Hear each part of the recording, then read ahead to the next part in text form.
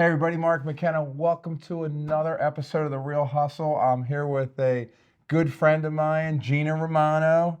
Thanks for coming out. Absolutely. And Gina's got a really cool story. I think it's kind of motivational.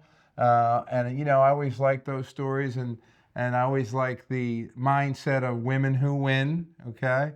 So tell us a little bit about pre-real estate. Okay, you got into real estate in 2004, right? Correct. Yep. Okay. 2004. So what did you do before that?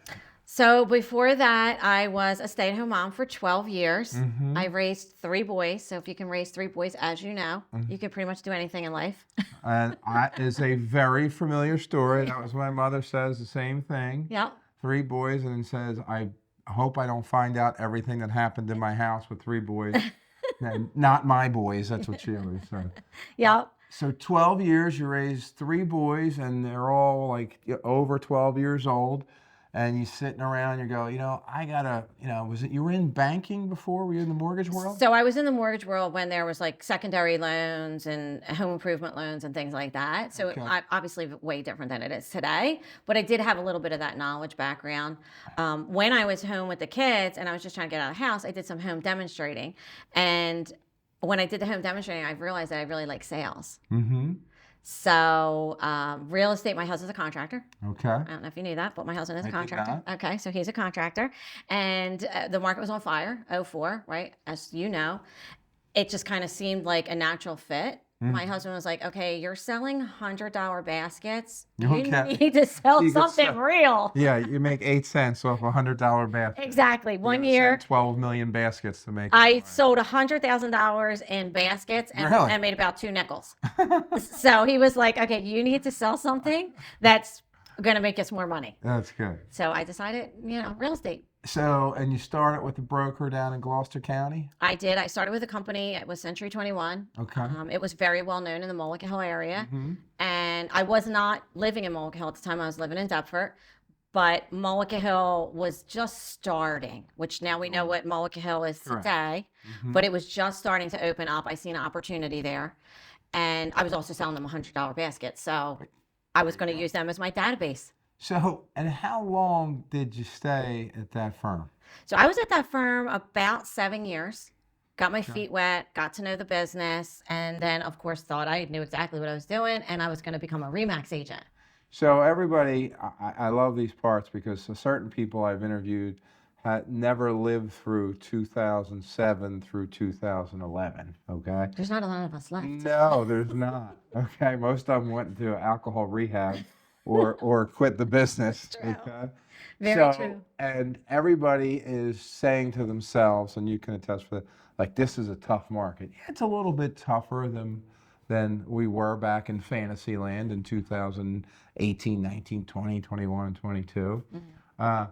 So how would you compare 2008, 9, 10, and 11 till now? So pretty much as you say, when I started, there was a big mentorship. There was a lot of people getting in the industry. Basically, if you had a pulse, you could sell a house in '04, '05, '06. Correct.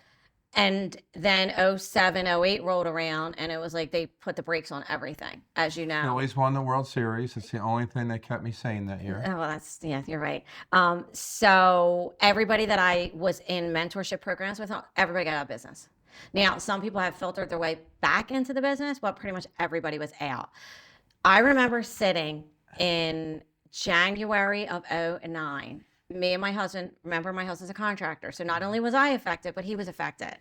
And we both looked at each other and we were like, oh my God, what just happened? I mean, everything just flatlined. So if flatline's so bad, I went to get a mattress and I got denied on credit for. There you go. I said, yeah, I'll do interest-free credit. Right. And the lady comes back and goes, sorry, the $5,000 mattress you don't qualify for. I was like, really? My wife's like looking at me like, so that's how it was bad. like. You guys like out that listen to this, if anybody has been in the business from 2013, the last 11 years, you have some great experience. That was different. 100%. Okay. Mm-hmm. When I tell you, and we were talking about this this morning when I talked to you, in July of 2011, I had 2 deals on the books in the month of July, and they were both $150,000 condos. Okay, Wow. that's it. Okay, now we close 40, 50, 60, 70 a month. And so, point being, she survived it. Okay, we survived it. We were close. Right. I mean, sucking wind, right? Oh yeah, yeah. And I mean, you were a broker. Obviously, you had your own brokerage, and so I don't even know the trials and tribulations. I was only at a real estate level and had only been in it for 4 years when all that happened. So But I have a funny story. What was the difference between a listing call in 2009, 10 compared to a listing call today? oh yeah, Today you're doing like somersaults down your aisle in your yeah. office. You were like, oh, and then you had to have the conversation because most people were short. We're upside Most down. people were upside down, and I was like, you had to have the conversation. Like, okay, you owe. You're gonna have to bring $45,000. Yeah, to have sell your home. conversations like that. Oh yeah. Yeah. Okay, we'll do that, Mark. Oh, Yeah. okay. Yeah. Yeah. Yeah, that was the hardest thing. And Is today telling we people. go. We only got you 45,000 over list. I can't believe I thought I was going to get 80,000 over list. Are you kidding me? You only got me 45,000 over list. This Yeah. is terrible. Yeah, and people were, obviously are working away with tons of equity and cash. Where back then, like you said, they were bringing money to the table. I mean, imagine telling people you have to come with $50,000, and was people did it. So Different. So Yep. painful. And talk about like my biggest. I can't stand home inspections. I think I'm scarred from living through that. Right. I mean, you would get 3 pages of home inspection, and you would do everyone on the list and check them off, and the walkthrough would be like an hour and a half. Yeah, looking going through, through. like, Yeah. okay? So, point being is, it's not that bad out there. No. Okay? People are still buying houses. Everybody's doing well. You just got to dig down deeper and work a little harder. Would you agree with that? 100%. I think you have to double down to do what we were just doing in previous years. So I just really have a lot of respect for agents who had the tenacity and the drive to get through that part of the career.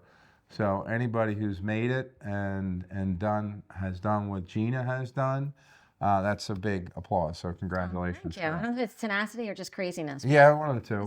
We're just oblivious. I just keep going. Just like to inflict pain. Yes. So you learn a lot at that brokerage, and then you decide to go with another big brand. Yep. And you moved there in what, 2012, 13? Like 2013. So what were the key things you think you learned in your first 5-7 years that were made you into a pretty successful agent? So I think I'm a very big relationship person. So I think building those relationships, and that takes time. Everybody wants to get into this market, and they see you today, they see me today. That's 20 years of building relationships. That's not something. How many? Well, I'm 20. Yeah, right? I'm 20. I don't know what you Okay, are. so that's where I got to stop. Pay attention, everybody. Listen to that. People come in my office. I had someone come in today. I sent mailers out 3 weeks in a row. I'm like, guess what? Try doing it like 800 weeks in a row. Okay? It's not a sprint. It's a marathon. Exactly. And I mean, of anything you're going to pull, like we just started, right? And relationships take 20 years.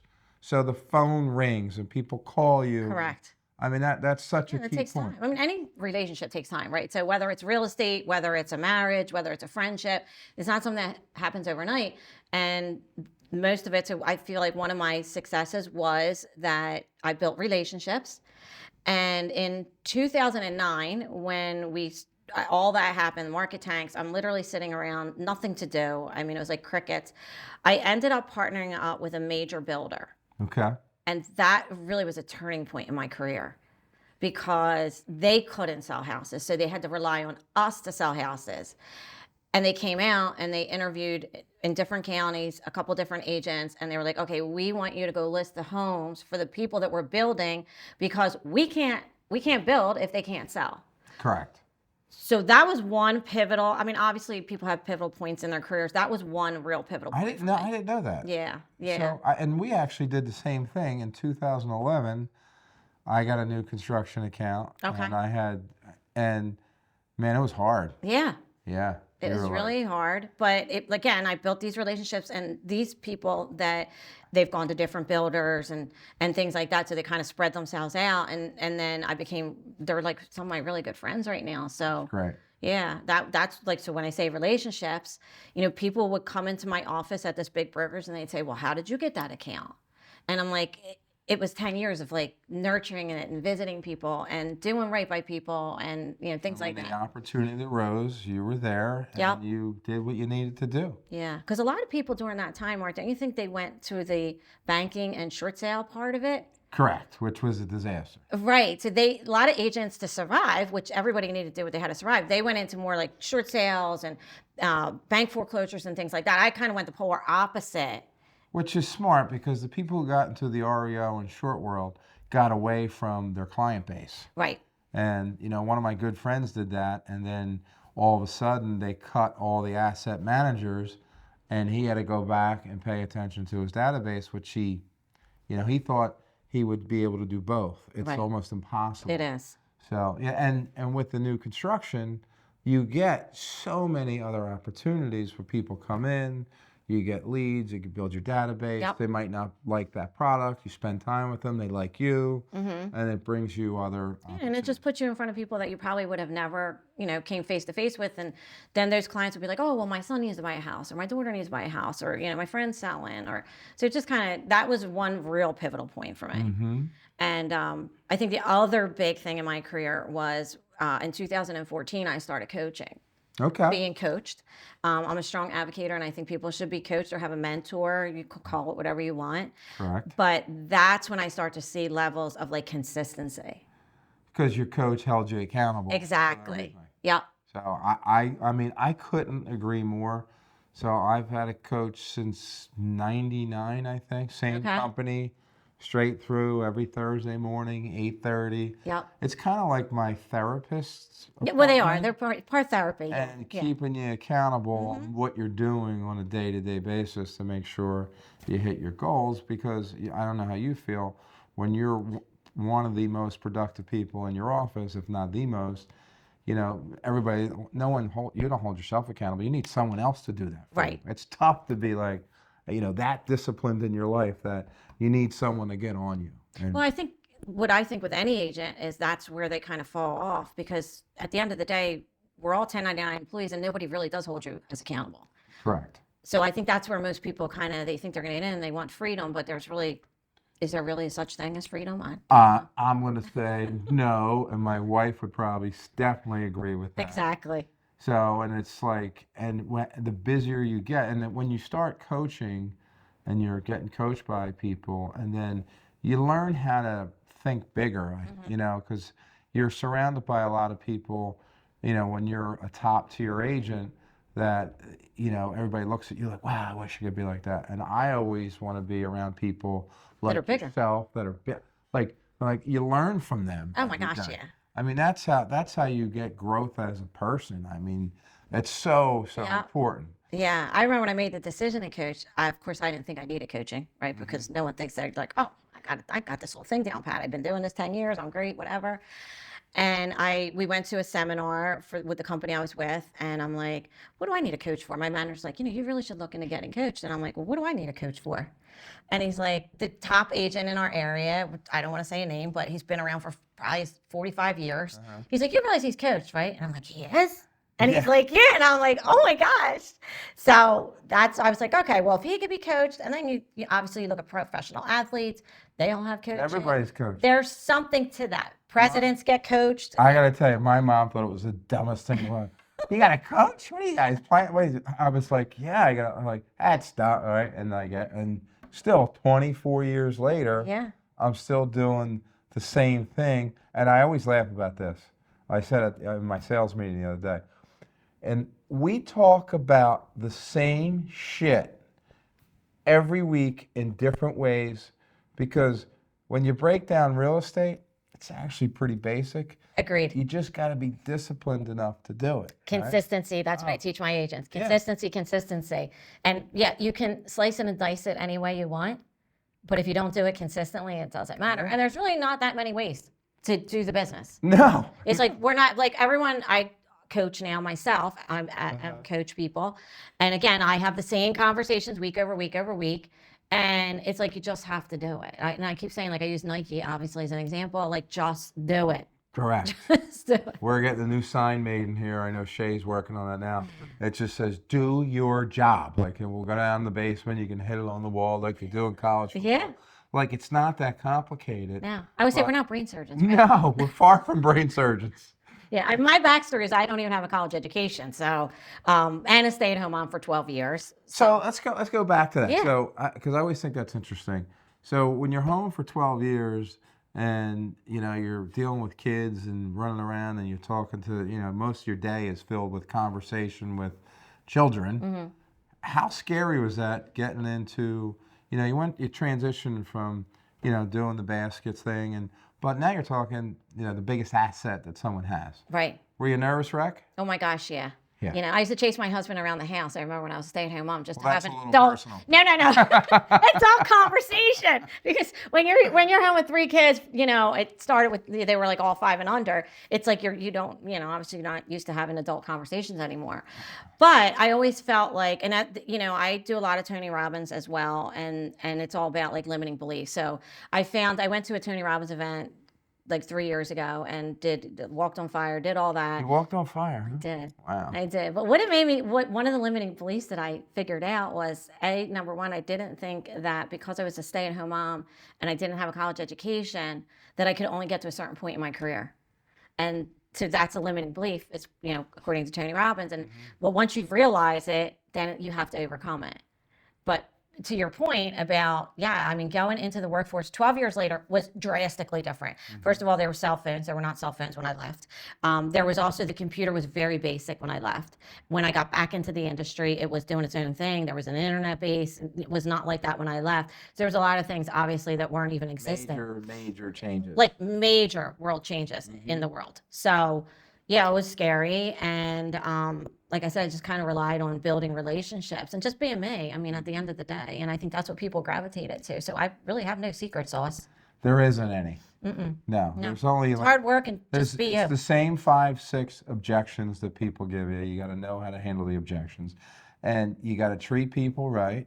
Exactly. And you just got to work hard. Right. And treat people right. So And I don't think they realize how hard this business is. no. That's why I love all these changes that's happening in the world. Oh, I know. But Yes. you guys aren't going to get paid anymore. We're like, well, try it without us because no one can get out of their own way Right. in a real estate transaction. Yep. So, all right. So you're at this other big brand. You're there for a while. You jump ship, and you knew that really wasn't the right thing to do at this other office you went to. Yep. In the back of your head, you said, you know what? Why don't I start my own brokerage? Yeah, that was a great idea. Yeah. So I come from a very big, like you, your mom's very entrepreneurial. I come from a parent, my mother was very big in entrepreneurial world. She always thought that I could do this. And I was like, you're crazy. You don't understand. You have to be with big brokerages and things like that. I didn't really think that you could do it. After I left and was pretty successful in that the second organization, I went to another organization just for a very short period of time. And you knew it wasn't right. I knew it wasn't right. I was promised a lot of different things, didn't come to fruition. And I was like, you know what? I should have just did what my gut was telling me. So I learned that and through life that, trust your gut because it's usually right. So I was only there for 15, 16 months and then decided to open up my own organization, which was crazy considering that I was only me and 4 other people. And we were 4 menopausal women. So I used to joke and say we're like the 4 menopausal women. Opening up our own brokerage. This is good. So that was what, 2019? That was August of 19. I opened. Yep. Yeah. August. And of we know 19? when that happened. Like what that was all about. So you were cruising along. You're full of energy. Everything's going good. You Yep. can't wait to get to work. You just rented that space and redid it, and Yep. it's all great. And then March 13th, the music stopped. I'm like, we are here again. Could this be? Because Yeah. it felt like 04, or, like the crash of 08 all over again. I'm thinking I'm doing wonderful. Things are going great. Excited we're for producing. the year. You're listing houses. Yeah. And then I remember going to an event for the Chamber of Commerce, and somebody said to me, they're going to lock us down in 2 weeks. And I was like, what? They're not going to lock us down because I don't pay attention to the news. I don't know about you, but I don't have time to pay You're attention to the news. smarter than I am. So they told me that, and I literally didn't even know anything about COVID, didn't hear about COVID. And then, like, sure enough, a month later, Boom. and I remember sitting in my office with my admin, and I have these club chairs and a TV, and we're watching them tell us that they literally are shutting us down. And I'm like, this cannot be happening. Like, this is Well, yeah. the craziest thing ever. And I thought '08 was crazy. This is even crazier yet. That was definitely. We were in our temporary space. Okay. And I remember that Monday I came in and it was shut down. And I was like, oh my God, we're going to go out of business. That's what I thought. We're building, that was in the meantime, we're building across the street this monstrosity. My mom wants to kill me because I talked her into tearing down the old building. And I was like, my buddy calls me and he's like, what are you doing? I go, I'm sucking my thumb under my desk. I'm like, I want to cry in fetal position. Which ended up being a blessing in disguise, let's face it. No one We had a great run. No one knew what was going to happen. Yeah. I mean, we were essential, which was great. That was a crazy. But you remember you had to wear the gloves at first, and I was walking around with the hand sanitizer. As soon as I walked out, I was afraid like I was going to get a germ. It was the greatest pre-qualifying question because you could ask anybody any question and you weren't offensive. All right, make sure you have a check when you come down to see this house and make sure you're ready to sign the contract. Right. On the car, bring your own pens, only bring 2 people. I mean, it was like, and they're like, okay, sure. And you were just like, they were signing contracts and mailing checks I in. knew that you were getting people that were going to buy houses. Correct. Because nobody was coming out of their house if they didn't have to. No. Because no one knew what was happening. Nobody It did. was a very scary time. It was, it was just crazy. It like with the masking, and it's like I So couldn't you breathe. were out and you didn't stop, right? No, I think maybe a week we were down, and then they came out and said we were an essential worker, and we could have settlements. And do you remember doing the settlements in the title company parking lot? Yep, parking lots in the rain. Oh my gosh, it was crazy. I got to tell you, during that whole time, I thought the title companies, title clerks, were like the unsung heroes in the real estate code. Because they worked so hard, they were dealing with these people in the parking lots and sign this and do that. And you would have to park like behind them and wait for your checks. Oh my God, it was crazy. So you make it through that. I make it through that. Was a blessing, obviously, in disguise. Yep. And so how many agents do you have now? So we started with the original, myself and 4 other, and now we're about 28, 29 agents. And you have 2 offices? We have 2 offices. We are in Mullica Hill, which is my original space, and then we have Haddonfield. Okay, so think about that transition. Gets in the business, doing good, building her business up. The world stops. Her and her husband sitting there looking at each other like, oh my God, how are we going to do this? Gets back on her feet again, okay? Lands that big account with a builder, keeps building her business up, boom. Wants to continue to grow as an agent and as a person, and says, you know what, I'm going to do this. Starts on the 19th, boom, gets kicked in the teeth one more time, and goes, okay, I got this. Here we go again. Here we go again. Now she has 27 agents. She has 2 offices. Yep. She's a Zillow Flex partner. Yes. Which is a huge compliment for your organization because that's not something you just throw money at and get. You have to be accepted into that, okay? You have to know what you're talking about. You have to have a good back office, and they check your numbers. They hold you every standards. month. Let's talk about accountability. Whew, that's a whole nother level. It is. The standards are, Sometimes I felt like I was working for Zillow. But yes. Yeah. So, and the business continues to grow, and now you do coaching yourself? And now I do some coaching myself, very limited, but I do coaching, looking into, different businesses and things like that pertain to that. So how much coaching do you give your agents on your team? So on my team, we meet every week, obviously, and we do like a training. And then I also coach each one of my agents twice a month, a half an hour, 2 times a month. 2 times a month. One-on-one, because obviously I think everybody's different. Everybody learns at a different pace. Everybody has a different niche. So I take that person and we kind of like break them down and see, what their thing is. And hitting their quarterly goals, and making sure they're on pace. yeah, everybody in the company. So I have agents that are on my team, and then I have what I call associate agents, would be like a Remax agent or capping agent, things like that. But quarterly I meet with everybody.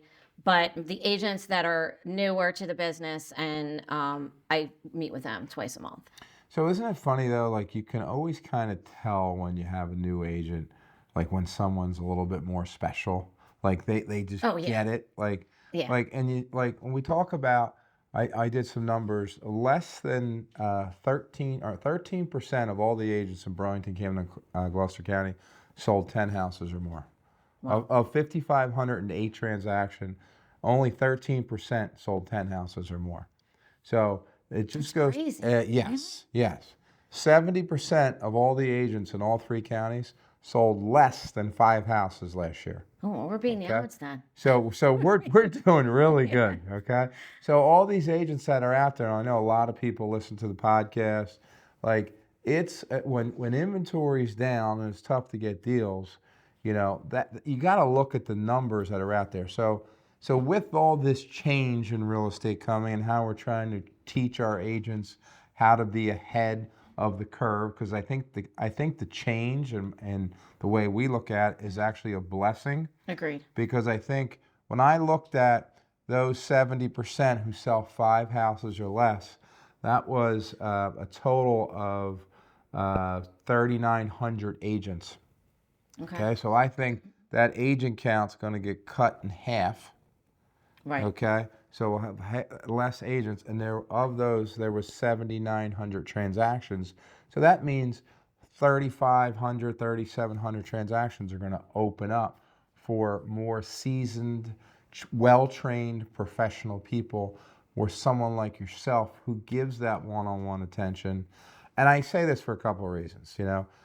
I think one of the things that's out there, realtors, everybody wants to be a realtor, right? Oh, it's so glamorous. Yeah, And I love selling sunsets. I say, I just think I'm let's going to do it. become a real estate agent. I'm like, first I say, that stuff on TV is bullshit, right? Yeah, That's yeah, not how it works, yeah. right? So, and then someone like yourself who has the ability to train 25, 35 agents and make them better people, you're going to really outperform, I think. I mean, that's how I look at it. I look at, and I don't want to, the larger the office, the tougher it is going to be for them to succeed because you can't corral all the masses.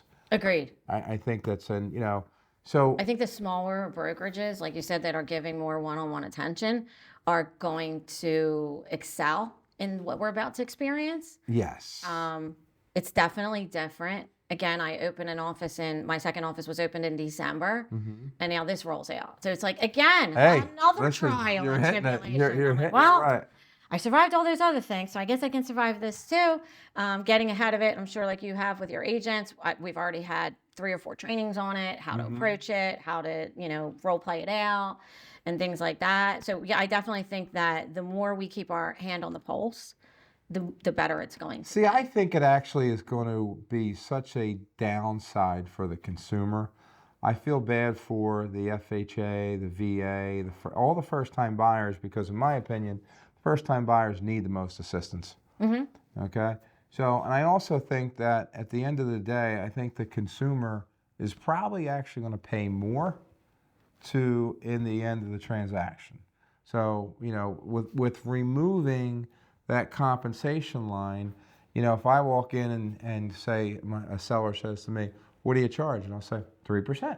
Right. And they say, great. And now they have that 3% in their mind because whatever you tell them on that 3%. payment, they're going to remember. So, and someone's going to write an offer and they'll say, I want to get paid 2.5 or whatever it is. So that instead of paying 5, they're probably going to be paying 5.5 or 6 some way in net dollars. So, right.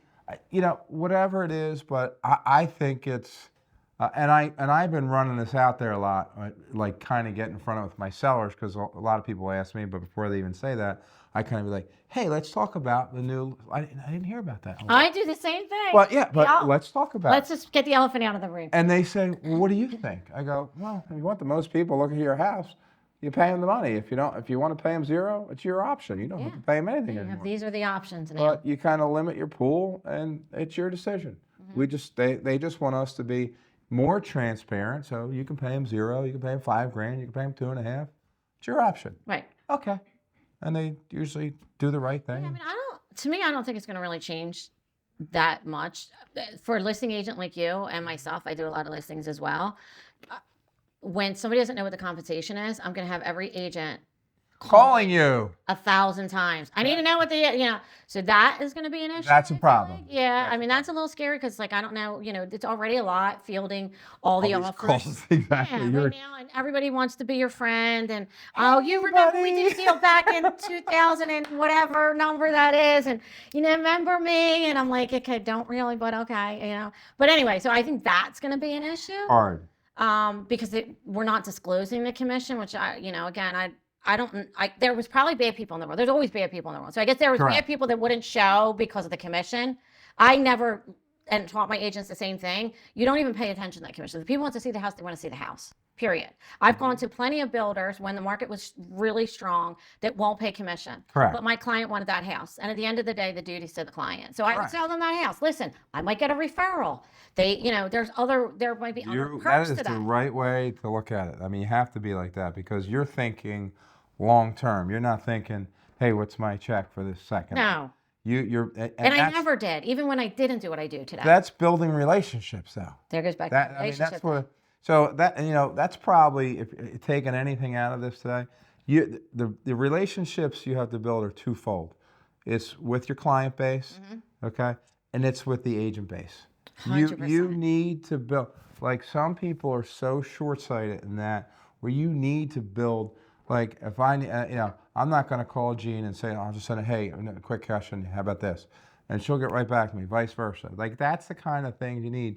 And new agents out there, you really need to be strategic when you talk to an experienced agent about if you need information about a new listing. Don't leave this long-winded, like minute-and-a-half message on your voicemail. Right. Like we train our agents, like, hey, get to the point. Before you even do something, pull the agent's inventory up online.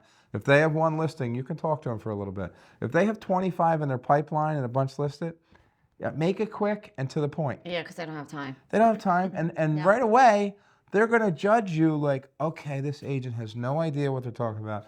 This deal's going to be a shit show because they don't even know how to talk to me on the phone. Yep. Right? Yep. So that's how you have to be. So just a little tip. Somewhere along the line, as the agents came on board, in the later, like in 2010, 11, 12, nobody was really taught that. So when I was taught by a mentor. That's all his job was to mentor new agents because there are a lot of agents coming in. And that was it. Was that at C21? Yep, and he was a mentor, and that's all he did. And he taught me so much. And one of the main things he taught me was your oh my gosh, what's the word I'm looking for? Your reputation is everything. Correct. And not only do you have to do right by the client, but if you want to be successful in this business, you have to do right by the other agents too. It takes you years to build your reputation. It takes 5 minutes to ruin it. Exactly. So right? I have a lot of newer agents in my organization, and a lot of times I see like people want to strong on people, and I'm like, that's not the right way to go about this. Get more with honey. Number one. So don't, we all want to get to the end goal, and we all want to make sure the clients are happy. Whether it's the buyer that you represent or the seller, everybody wants to feel like they got a fair shake. Correct. I mean, there's times you got to put your foot down and kind of nip things in the bud a little bit. But exactly. At the end of the day, it's the relationship business on both sides, with client and agents. But the agent isn't your enemy. The agent wants to work and get the job done. That's why we're called cooperation. Exactly. I never thought of that, but you're right. Yeah. So one of the things that I really noticed about you that you do well, your video content's good. You're natural in front of the screen. You do the Romano and the Rover. Real estate from the Rover. Real estate from the Rover. So, and you get good content. Was that hard for you to make that transition to? Because a lot of agents that we see that are really good agents within our office, when it comes to a video, they freeze, like lock up, and they turn into this different animal. Right. So, and I know, obviously, with this podcast that we do, how important. And you're doing great. Kudos to you. Thank you. You've been in business a long time, so this obviously. Well, all this video content, this is not my idea at all. It's all my younger agents and people I hired. It was a vision we had with having our own videographer and social media group. But it's where it's at. I mean, it's but where the industry's going. That's not my strength. My strength is selling houses and building relationships. Yep. That's what they do, and people love it. They love it. Yeah. So how hard was that transaction? Was that something your coach told you how to do? Or was that you doing research and saying, hey, I got to dive into this video content? Kind of like you, I have a very young staff, so Mm-hmm. they like we were pushing the video, and I'm on TikTok. So if anybody wants to look me up on TikTok, I have no idea what I do on TikTok. I can't be held accountable for anything that I do because I don't know what they're even putting on there because I don't even know how to get on there. But no, being in front of the camera is very natural to me. Mm-hmm. And so that's a blessing. I was on the news in 2011 and 2012 Okay. as a joke. Market again was still starting to like cramp up a little bit, but it was tough. It was tough to sell houses in those years. And we were all sitting around. I have family that comes in. It's a crazy story, but I have family that comes in during the holidays, and it's like just like a party fest.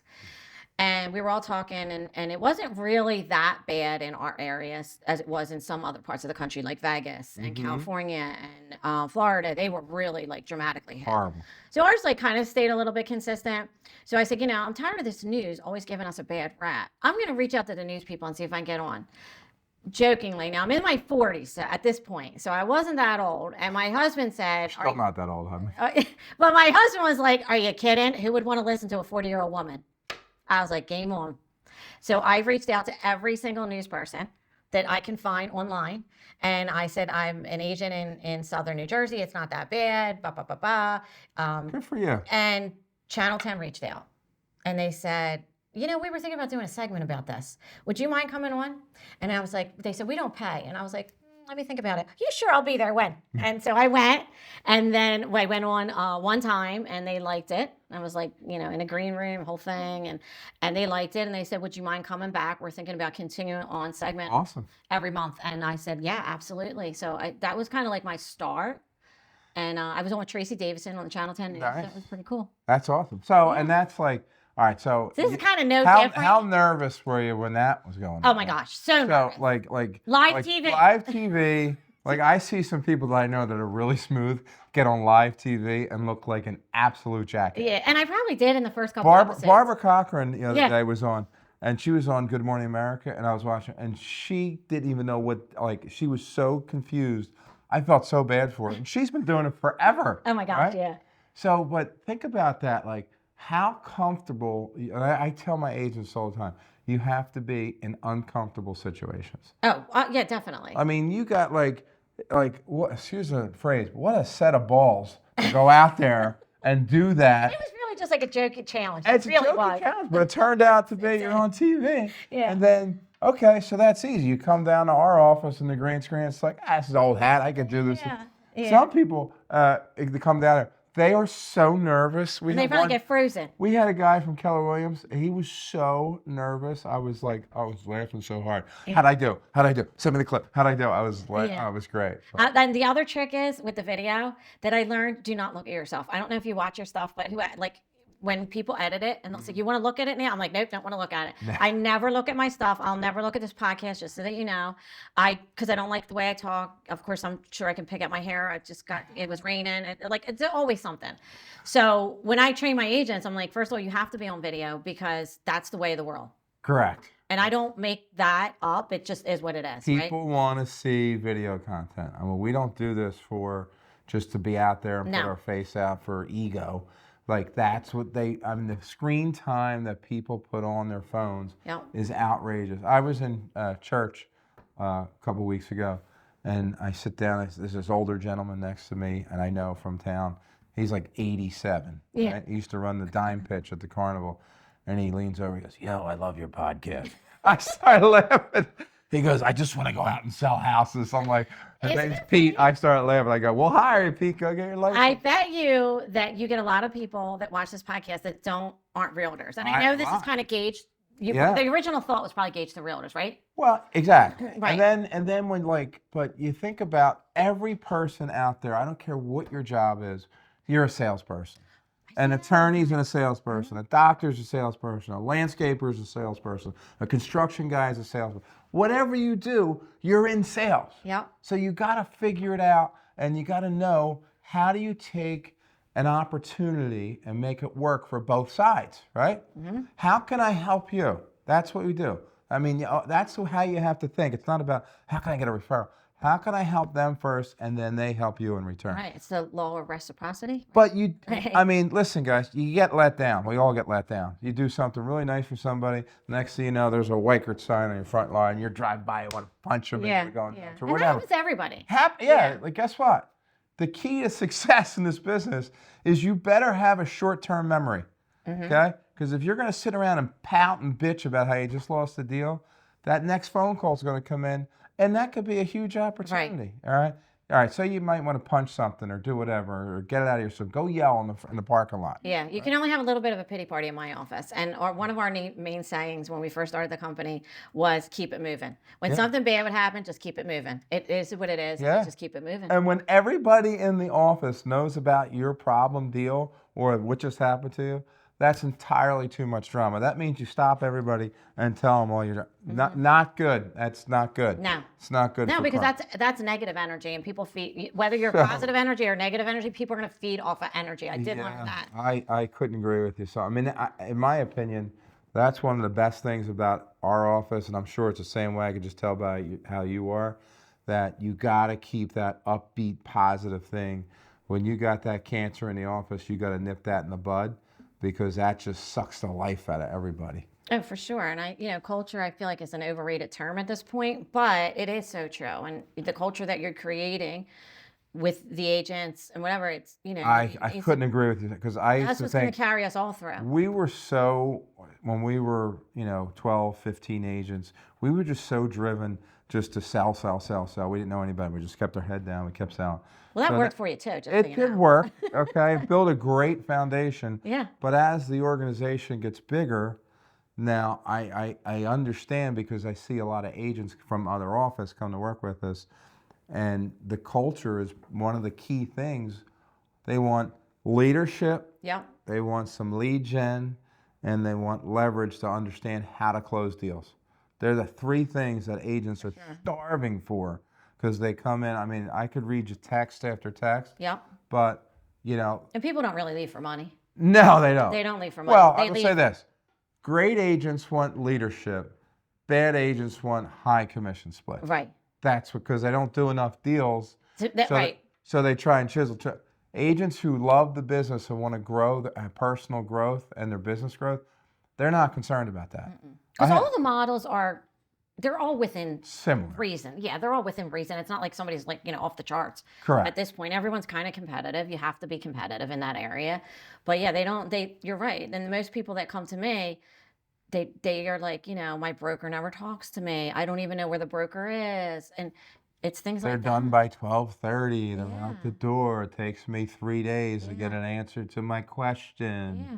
Blah, blah, blah. So that's I had one got to. group. I had a couple people come over to this one group. We weren't allowed to ask questions on the weekends. I go, what? It's a weekend business, people. That's a problem. Nobody houses are on weekends. Yeah, everything. Houses on weekends. Oh my God, my wife would actually like me if I didn't have to answer questions. on the Yeah, weekend. yeah. But that's what we're here for. Right. And I think the one thing that I'm super excited about, and I'm sure you are, that this industry is changing, and I think we're in such a good position because the larger teams are going to benefit from what's happening out there. So the teams that are 50, 25, 75 people in a group, because you'll be able to give that guidance through the change, because let's face it, people don't like change, right? Right. Well, change is hard, but it's Change- necessary in life, unfortunately, Correct. with everything. Yeah, so, and that's what, I talked to a couple large team guys who runs team and women who run teams. Like, we're set up for that success as long as your infrastructure is there. Yep. So one thing, if you can tell me a couple, besides relationships as an individual agent, what do you think has worked the best for you? Is it a software? Is it door knocking? Are you a prospector?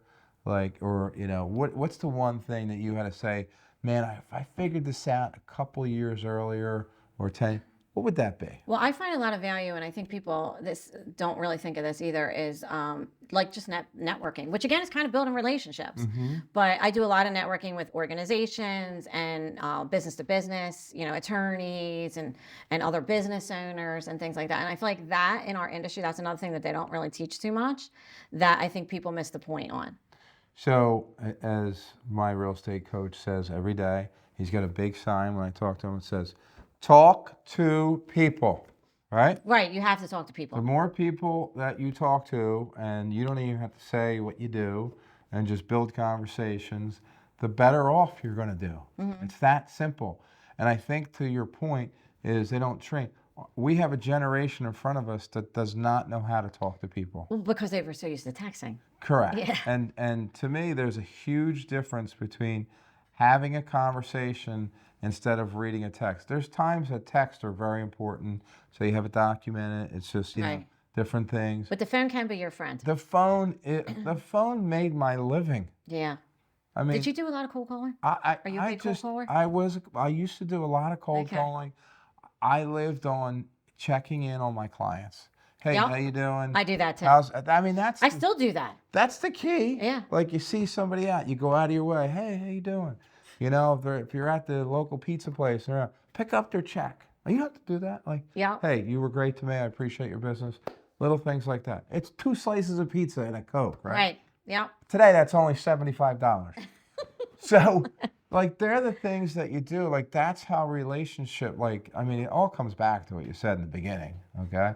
That's how they're built. And the more you stay in touch with people and you don't annoy them, okay? Where you're like, you bring a little value to the conversation. Hey, I was just thinking about you. Just sold a house in your neighborhood. Oh, crazy dollar, $650. Hope the family's good. Boom, done. Click. Yeah. I mean, I'll drive through a neighborhood and I'll be like, oh, I sold that person's house. It makes me think of them. And I'll shoot them a text like, hey, I just drove past your house. Like, how are things? Place looks great, Yeah. right? Yeah. Oh my God, Just those little things. I can't believe you texted me. Yeah. My daughter just got engaged and they want to buy a house. Oh my God. Yeah. Yeah. Yeah. So yeah, it's just building those relationships. I mean, that really, honestly, it goes back to the networking. It goes back to business referrals. Kind of all. I mean, you got to stay in front of people. I say this all the time to my Because agents. people think that, well, I know a lot of my agents think that everybody knows what they're doing. And I'm like, no one knows what you're doing. They might, and it's such a fast world and you're scrolling. So even though you think people are paying attention to you, they're probably not. And you get someone's attention span now about 4 seconds, I think they said. Correct. 4 seconds. Correct. So you probably are going to watch 4 seconds of this podcast, just so you know. And 50% of all your past clients, right? Listen to me. Best real estate advice I ever got. 50% of your database of clients are unhappily married. There you go. Okay? So I'm not going out chasing divorce attorneys, okay? But you need to be in front of them because they are opportunities that if you don't stay in front of people, you're going to lose. And that's what Gina's great at. I mean, what a great job he did. Like every time, step back, boom, keep going. Step back, keep going. So, and your son's working with you now? My son is working with me, and hopefully someday he'll be like you. He's 27 years Ask my old. mom about that. She might disagree with you. He's amazing. 27? 27, and yeah, he's awesome, and he's doing really well. He likes it? He does, and he's doing really well. He's a great closer. Good. And I don't give him any extra treatment. If anything, he gets less. Because when we get leads in, I'll give them to other people. So, he's doing his thing, and he I don't just know what loves that's it. like. We come from a very competitive, well, my mom's a lot like you. That is truly an Italian, honor. It's kind of just, and we butt heads. Boy, Yeah. So Yeah. she's- Yeah, that's definitely an honor your mom's like the queen of real estate. Yeah. That's great. Yeah. Well, great stuff. Awesome. know. Thank you for Awesome. coming in. Oh, thanks for having me. This is amazing. It's great to see success stories like this.